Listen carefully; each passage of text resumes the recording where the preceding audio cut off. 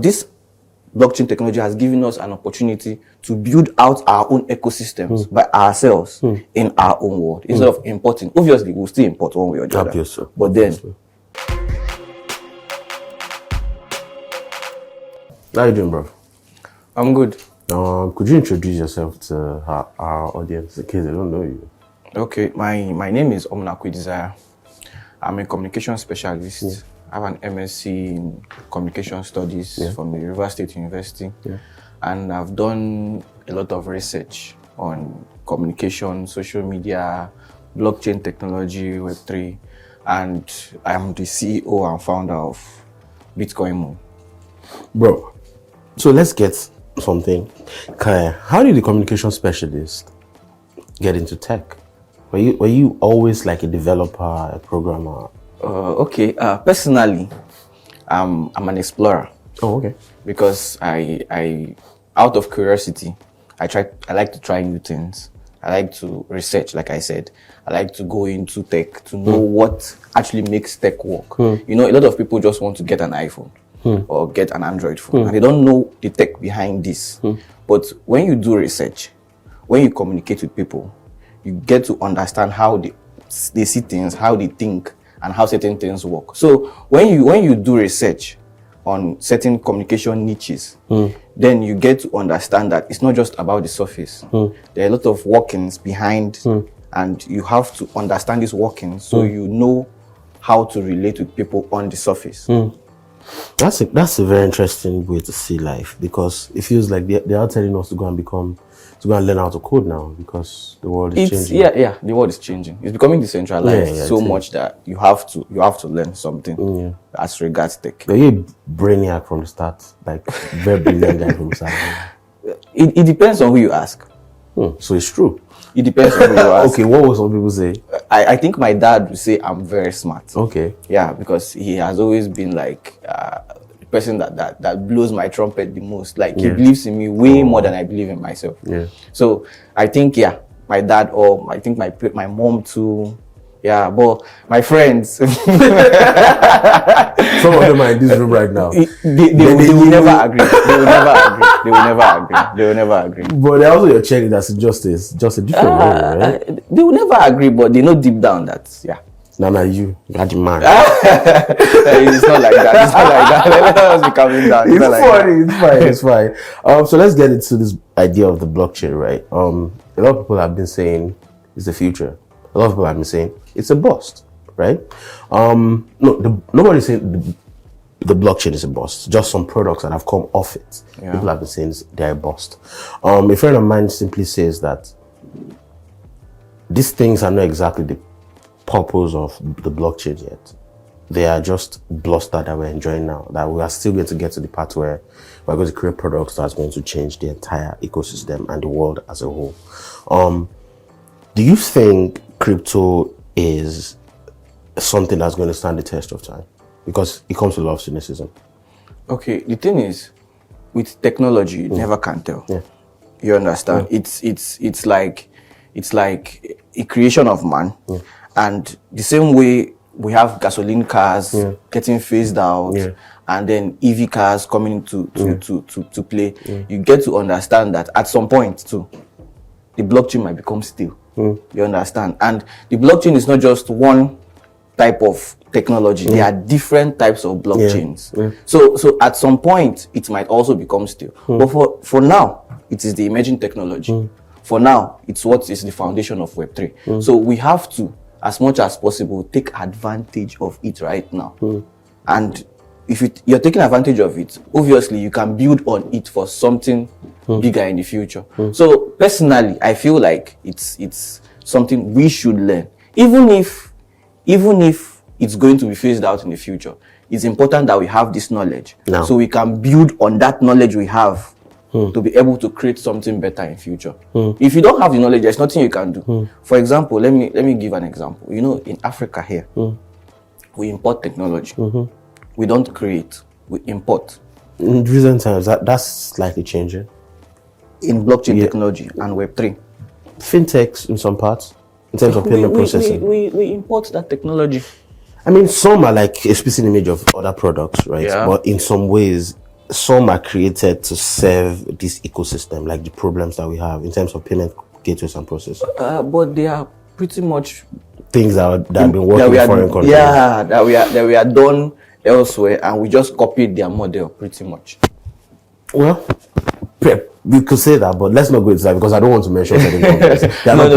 Yeah. So please continue. So what I'm trying to say in essence is blockchain technology gives you the opportunity to actually learn, earn, and to build on a new ecosystem. The first time that Africans are getting the opportunity to contribute meaningfully to the infrastructure of the world when it has to do with technology. So as much as possible, it's important that we grab it with two hands. Because this is the first time, the very first time, that Africans and Africa has been given an opportunity because it is open source. So anybody that can contribute can contribute.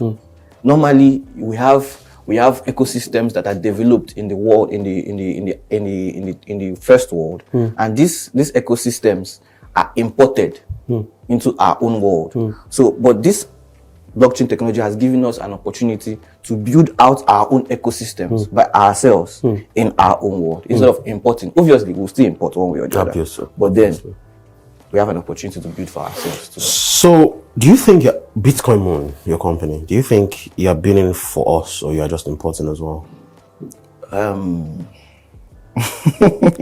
The truth of the matter is we are building for the third world as much as possible because all the social media platforms we have right now are all imported. True. You know what I'm trying to say? The ones that matter. We're talking about Twitter. Let us just use Twitter as an example. I don't want to call anybody any particular company, but I would have to use Twitter because Twitter is an organization that has played a vital role in our own home country. You understand? The whole NSAS, this whole 2023 election and all that. So and at some point, Twitter became a rallying point that it threatened certain powers that be. You understand? And due to the fact that it wasn't an indigenous firm, the powers that be had to block it from accessing the country. You understand? So at this point, we've come to realize that we always import technology when it comes to communication. Their infrastructure is domiciled outside the country. You understand? And it's a thing of national security for the information, the communication of a particular country to be domiciled in another country. If you can have your own infrastructure in your own country, then you can safeguard your national security. I don't know if you get what I'm trying to say. So as much as possible, we are trying to create our own infrastructure. It is something that has been created before. Twitter, Facebook, they use pretty much the same model, but we are creating a different model, not totally different, but a different model that can work for Nigerians, for Africa at large. Did you break the model down? Okay. First of all, you know, with social media, you can buy and sell. With social media, you can access certain content from certain influencers or certain individuals. And with the existing platforms right now, you can't pay without having to involve your bank or your credit card. You understand what I'm trying to say? That exactly doesn't work in Nigeria right now because of the CBN last year. Exactly what I'm talking about. Because of the restrictions, it's even harder to buy and to sell on social media, especially when you're talking about cross-border payments and all that. But our own model has come with an opportunity for you to have a digital currency in your digital space, in your digital persona, in a way that you can actually buy and sell online without having to link your bank, your BVN, and all that.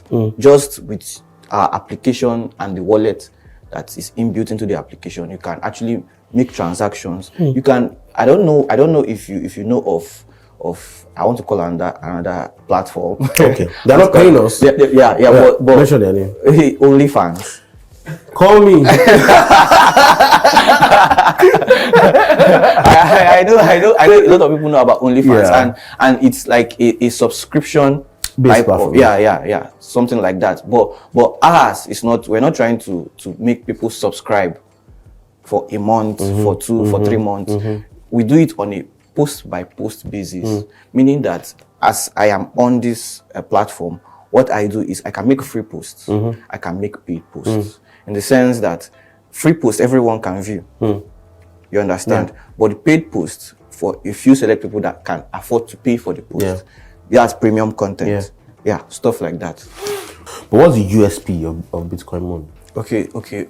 Well, the angle that Bitcoin Money is coming from is, in Africa and the world at large, there has been a problem with the adoption of cryptocurrencies. Kind of cynicism and shit. There has been a problem with people failing to understand this new technology. They want to get into the technology, obviously. They want to be a part of it, maybe because of monetary gains. A lot of people are making, there is news about people making millions and all that from this space. So a lot of people are eager, especially in the third world, where we have funny monetary systems and money laundering, racketing laws. Yes, we have a lot of funny things going on in our financial system in the third world. So a lot of people are looking for alternatives to make money, to make passive income, to break even. So a lot of people are trying to get into this space, but they are having it difficult. They don't understand the technology. And for you to be able to adopt technology, it has to be simple and easy to use. You know what I'm trying to say? So as much as possible, we have found out that a lot of companies, a lot of organizations have gone this route. They've tried to bring more people into this space. They've tried to foster wider adoption of cryptocurrencies, of NFTs, of blockchain technology. But nobody's talking about the social aspect of it. When you're trying to make people adopt something, you're trying to make people see this new technology and start using it, you have to be able to reach them in a language they can understand. So what Bitcoin Money is doing that other companies are not doing is we are trying to bring what has already been known and what people are trying to know and merge them together and create a new ecosystem where people will go from the known to the unknown. You understand? With social media, which is pretty much accessible to everybody, people already know how it works. You understand? With the whole likes, comments, and all that. And then with blockchain technology that has to do with digital payments, that has to do with decentralized finance, that has to do with collectibles and digital assets.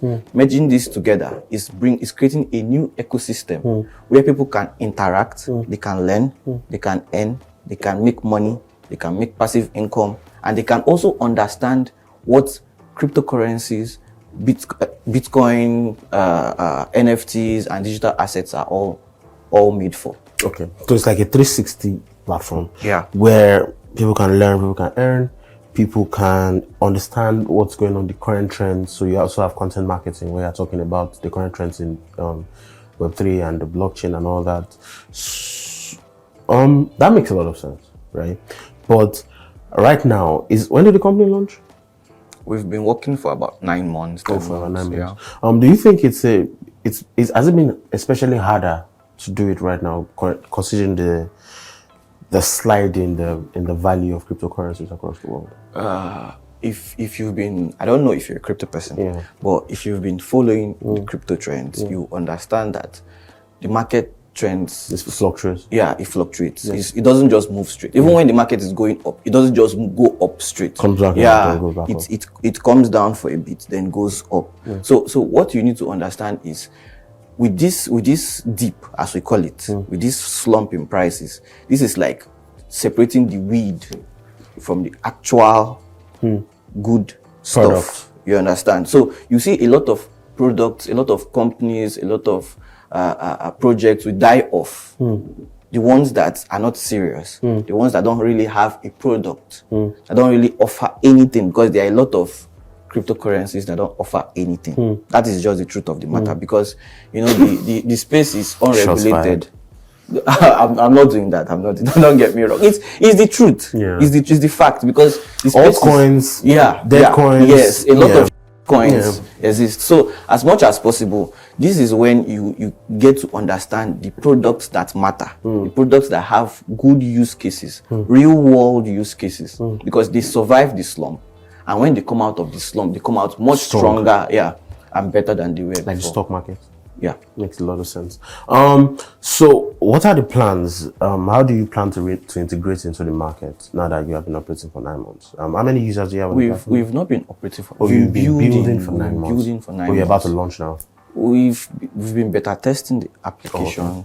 And we've been building our community. You know, with cryptocurrency projects, it doesn't work exactly like real world projects.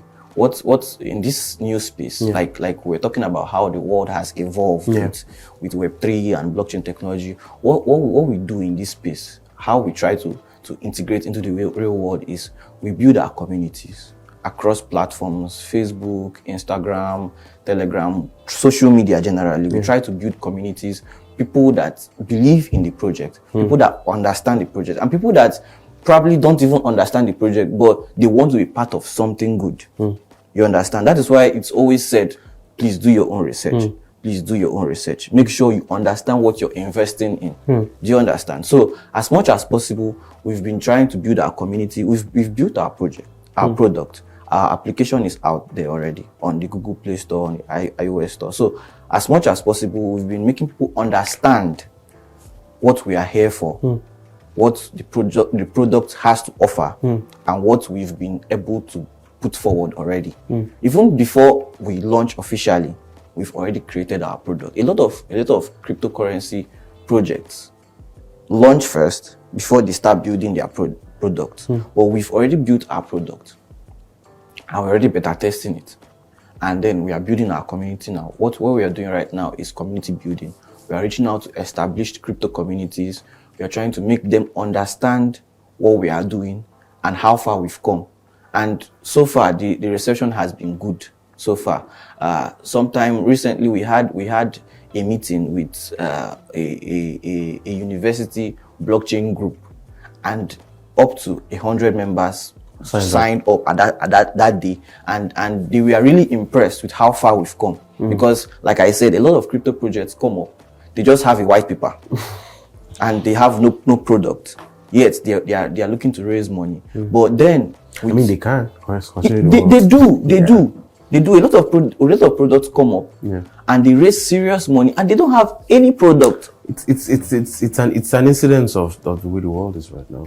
Yes, a lot of new money. Yes, yes. And a lot of people looking for places to make money. Exactly. So they put their money anywhere. I wouldn't say anywhere, but they put their money in what they think is good. So as much as possible, we don't just want our community to just put money anywhere. We want to offer value.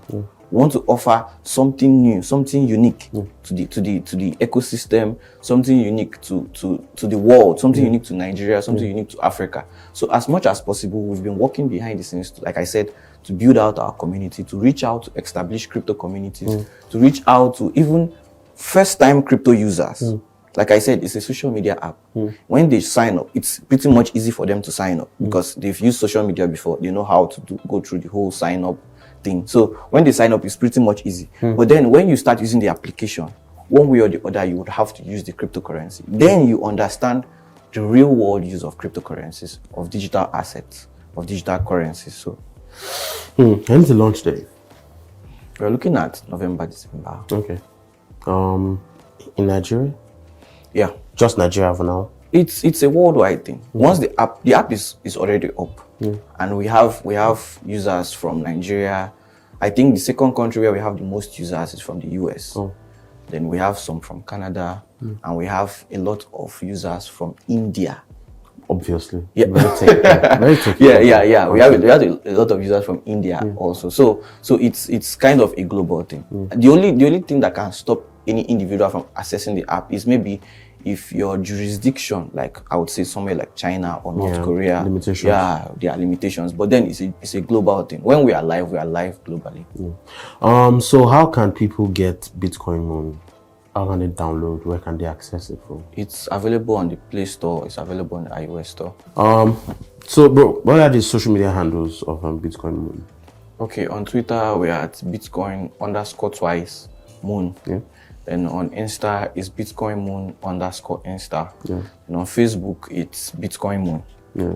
Just that. So your social media handles, what are they? Okay, on Facebook I'm Senior Equerryman. Yeah. Then on Twitter Desire BITM. Desire with double I. Yeah. All right. Thank you for coming, bro. Thank Nice you. to meet you. Yeah.